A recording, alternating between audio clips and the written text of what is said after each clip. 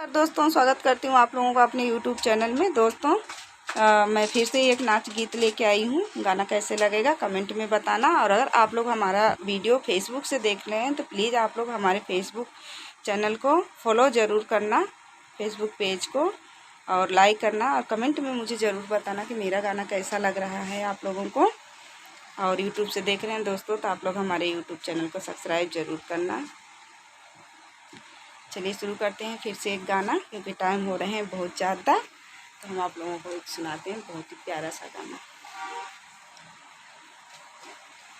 सासुरु जी खेता गईले के जाई बजरिया हो, सासुरु जी खेता गईले के जाई बजरिया हो, कैसे हम मंगाई ननदी साग तर करिया हो, कैसे हम मंगाई ननदी साग तर करिया हो।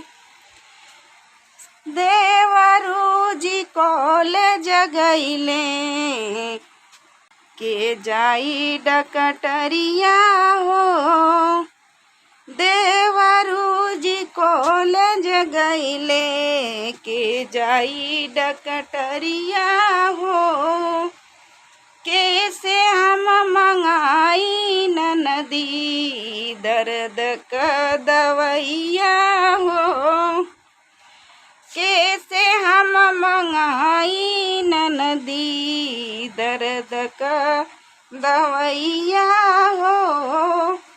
पिया परदेस गईले निकना से जरिया हो, पिया परदेस गईले निकना से जरिया हो, कैसे हम बताई ननदी दिलवा का बतिया हो, कैसे हम बताई ननदी दिलवा का बतिया हो। सासुरु जी खेता गईले के जाई बजरिया हो, सासुरु जी खेता गईले के जाई बजरिया हो। दोस्तों, गाना कैसा लगा कमेंट में ज़रूर बताना आप लोग।